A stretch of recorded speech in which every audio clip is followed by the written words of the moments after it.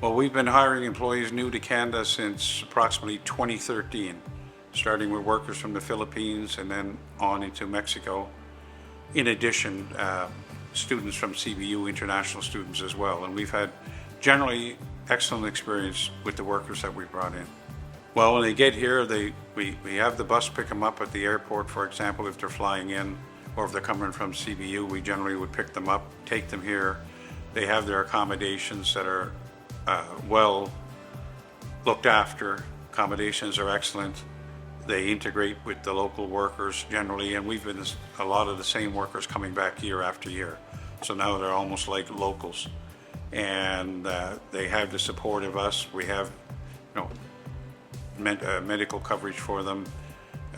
If they need to get groceries, we arrange for them to get groceries, but they have the local store here. So we're pretty used to working with them. They integrate fairly well, and especially now in the last number of years, it's the same workers over and over since we've been allowed to do that. So it's worked out great for integration. It first started as a summer job for me while I was still in school.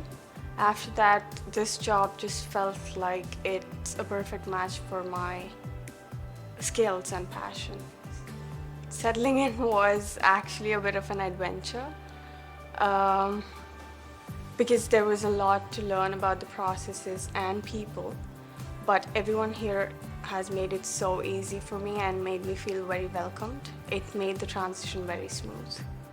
Well, for example, you may not have noticed in the other room or the screen here, all our signage and all our training is done in both English and Spanish to accommodate the workers.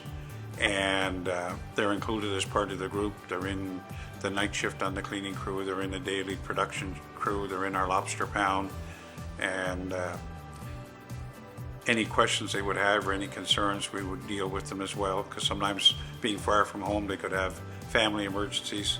We've had instances where they've had something happen, a parent in the hospital, and they suddenly needed to get a cash advance to get money sent back to Mexico, as an example. So we're quite accommodating with them, and I think if anyone was to interview every single one of them, they would find out that they're very pleased to be here and they're well looked after.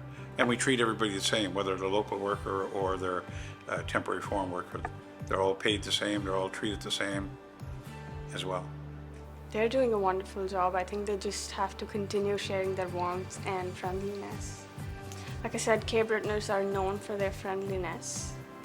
So they just have to not hesitate to reach out and make connections. Some of the challenges we've had would have been some of the rules around immigration, or when the biometrics came out. There was challenges during COVID times as well, and trying to deal with workers and getting them in and getting them safely in and working. But generally, most of the challenges we've had is with the federal program.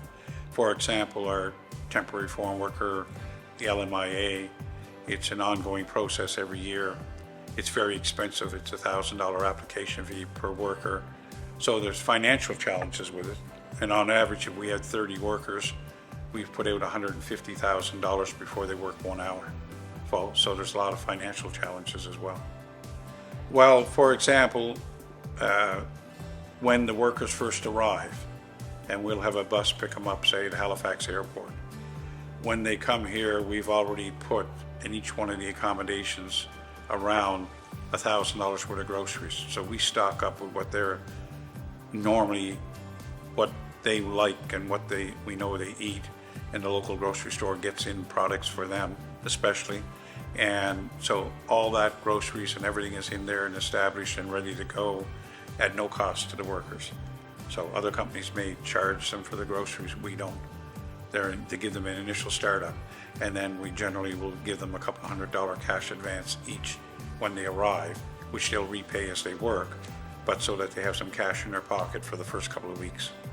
So that's one big initiative that really goes over well with them. We've talked to the grocery store, and they're aware, and they know when they're coming, and they'll double check with us, are they arriving the 1st of April? And then they'll proceed to get in some of the products that workers would be looking for traditionally for their food.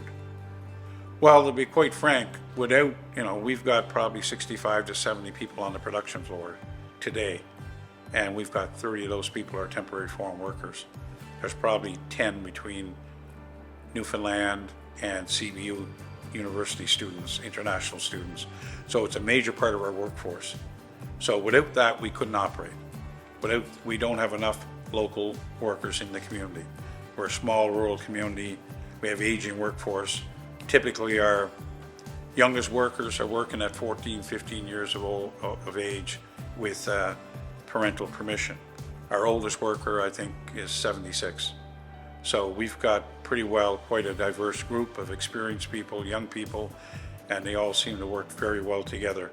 But it's critical for us if we don't have the temporary foreign workers. Immigration long-term is the answer. That's where we have to get to, because it's very expensive to keep bringing workers back and forth. And we certainly enjoy, and we've had a few workers that have come and have integrated into the community.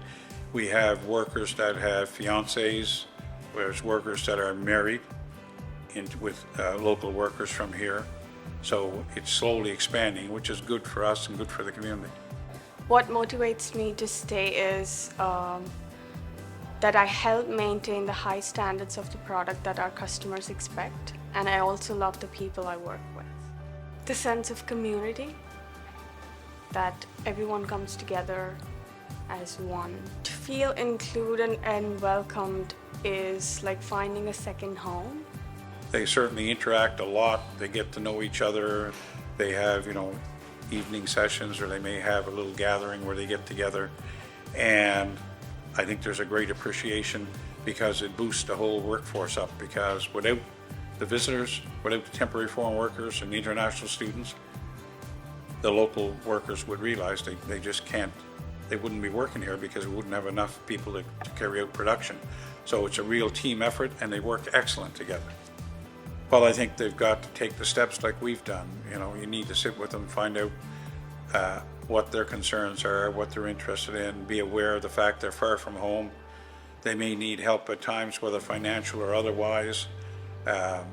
Look after them. If somebody's ill or sick, we take them to the hospital, we stay with them. We'll send somebody up to make sure we have somebody that can translate. Like I said, all our training, everything is done in both English and Spanish, which they greatly appreciated. The first couple of years we didn't have that. We just had a couple of workers that could speak English. But that's getting better each year as they come back and forth. So my advice is that you look after them, you treat them well. Contrary to what you may see out in the media, that temporary workers are cheaper. No, they're not. Temporary workers are paid less. Not true. Fact is, they all get paid the same. They work hard, and we look after them very well. And I would encourage any employer to do the same. And especially it goes with, you hear horror stories of accommodations. Well, anyone's welcome to go to our accommodations at any time. And they're well looked after, well maintained, and if there's anything that happens, we're on to it as quick as we can to correct it for them. Well, my only message to them we as an employer would certainly welcome them, and I expect most employers would. We have, like I say, a small workforce. We need the immigration. We need to encourage them not only to come and visit, but to stay, to apply for permanent residency where they can.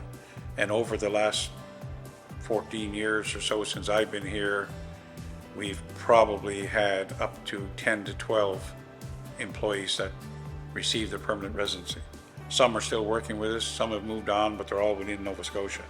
And we encourage that as much as possible, and we look after the costs if they want to get their permanent residency, because it's to our benefit and to their benefit as well. So we try and encourage them as much as possible. It's just that I help to maintain the high standard of the product that our customers expect. It's just that not everyone understands all the rules and regulations that are in place to maintain the quality of the product. And sometimes I do find it difficult to get everyone on the same page. Well, over the number of years she's worked with us, she's worked her way up, and she's now the quality control manager. And anyone in there, for example, in the seafood industry, shipping and selling around the world cooked product, there's a lot of certifications that we require, from CFIA inspections to independent audits from customers to MSC traceability auditor that arrives every year. And then the critical one for us looking into expanding into Europe and other areas is what they call BRC certification, which is a very high level of certification. It's the BRC refers to British Retail Consortium. And we've attained that the last couple of years. And the most recent audit this year, and it's done annually, and in particular, this year it's unannounced. So you don't even know when they're going to show up. And Priyanka and her staff worked very hard to ensure the facility, everything was up to snuff, including from paperwork to on the floor in the production areas. Yes, and in relation to the certifications and the most recent one, which is critical BRC certification, we, with an unannounced audit this year, were given a score of A+, which is excellent in this industry. And so we're very pleased with that.